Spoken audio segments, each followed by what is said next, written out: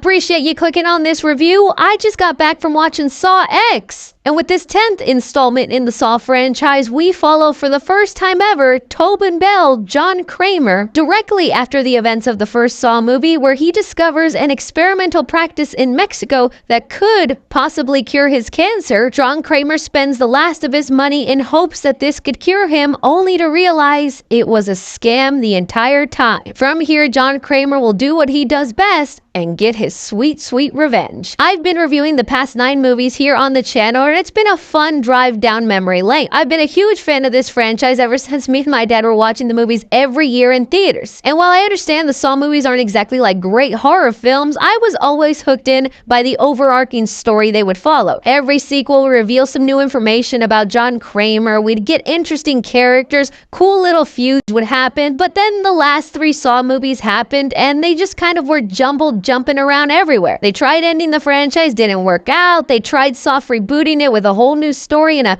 unknown apprentice in the background. Didn't work out, so then they went the spin-off route. Don't know if we'll ever see that again. Now they're jumping all the way back to the events of the first Saw movie with John Kramer finally a main character. So when all that was announced, I was like, I don't think I'm excited. Dang, first Saw movie I could care less about. But then Saw does what it does best. That trailer, the premise. I was like, oh, I'm hooked. I'm hooked. Look, just better be good. Don't trick me. And oh my freaking goodness, they did it.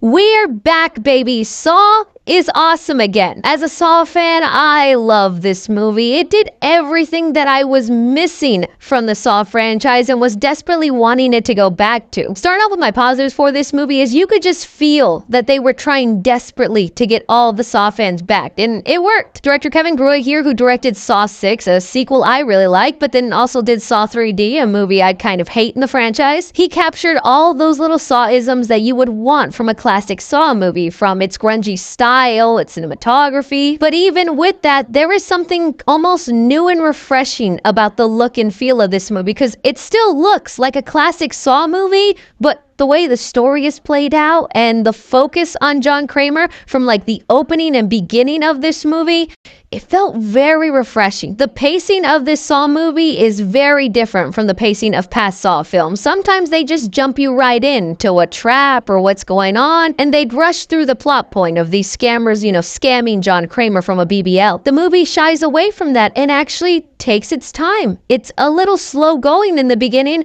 but I mean that in a good way. We get to breathe life with John Kramer, the person, not Jigsaw the maniac. From his doctor visits to dealing with, his cancer, losing hope, finding out like I only have so much time left, to then seeing this glimmer of hope that maybe there's something out there that can cure him. It's the movie taking its time for almost the first 30-40 minutes that makes the payoff of the rest of the movie so much more worth it. Because Saw X does something that a lot of the movies lost along the way, is the emotion and the feel for the characters. There's something that happens when you get to like the 9th, 10th installment in a horror franchise. The horror fans are now starting to root for Freddy Krueger, Chucky, Michael Myers, because they just keep introducing recycled, lame main characters. You go in to see the latest Halloween because it's like, I want to see Michael take down some people in a fun way. That's really what I'm here for. He's the star to me. But the moral dilemma you're going to face as an audience member watching this, actually feeling bad for John Kramer and the situation he's put in, where you're like,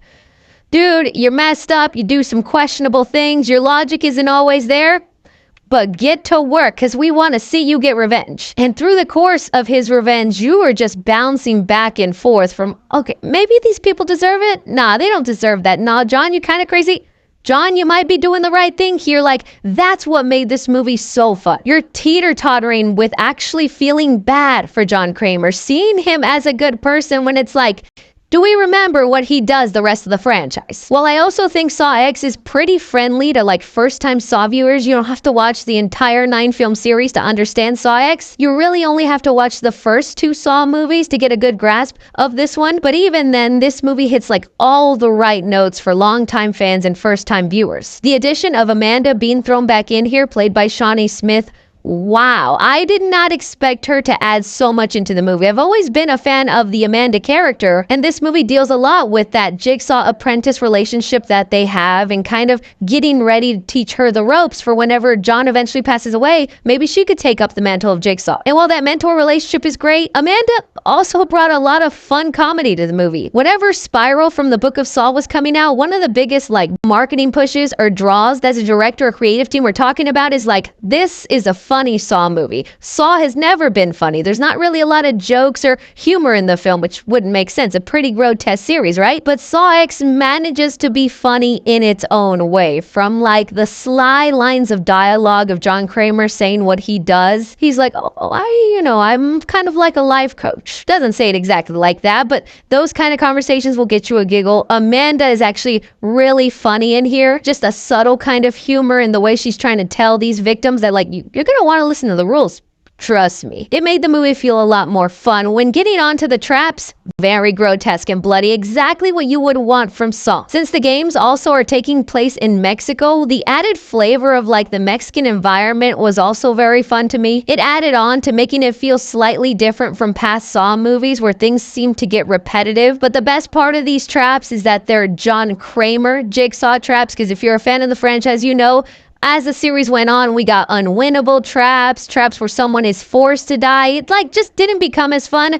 These are the fun Saw traps where the victim has a chance to live as long as they play by the rule. And that's always what's made Saw fun. And even better that the people who are in the traps feel deserving of the punishment they're in. I always hated in other Saw movies where really innocent or simple little mistakes people made caused them to be in such horrific pain. Made the franchise feel more cruel and nasty than fun. But all in all, once we get to the third act of this movie, I was blown away. It's one of the best third acts of any Saw film. And many of you, when you hear that, you're expecting, oh, then this twist is going to be mind-blowing.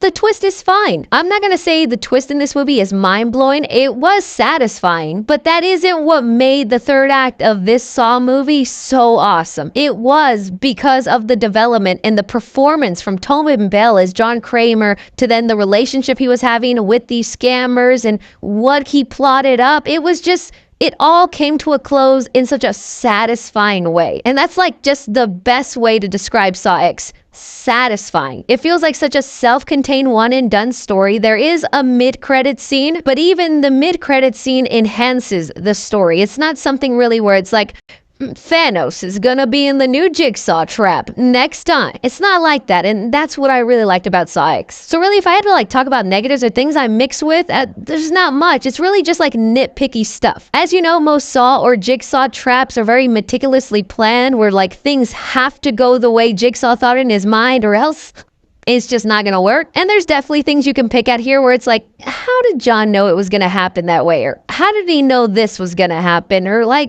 that's a stretch, but it's such a minor, loose complaint that I don't think it'll ruin the movie for you. All in all, I'm just happy to be on the Saw train again, excited for whatever they do with this franchise. So with Saw X, I'm gonna give action 3 stars in here. Like I said, for the first 30-40 minutes, a lot of yapping, but it's good yapping, okay? It's character development. It's you living with Jigsaw, meeting these scammers, seeing his situation. It is all worth it for the payoff by the end. Comedy of the movie, I'm actually gonna give it 2.5 stars, and that's pretty big for a Saw movie. They've never been particularly funny films, but Amanda has me laughing in here. There's a couple of subtle lines that only longtime Saw fans are just going to be giggling at. It was a great sprinkle of humor in this dark situation. Drama in the movie, I'm going to give it 4 stars. I loved the story they threw in here and this moral dilemma where they made me actually feel bad for Jigsaw, the psychopath. I saw him as a sweet old man, and I rooted for him through this movie, and that's just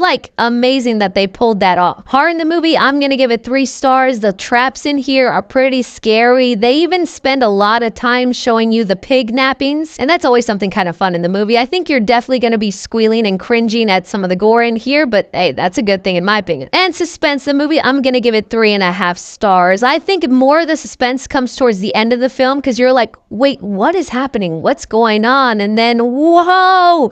What the heck? Casual fans into the Saw world, I'm gonna give it a B+. Cinephiles, I'm gonna give it an A-, and critically, a B+. I think Saw X is definitely a movie worth adding to your collection at home. That's your keeper. Yes.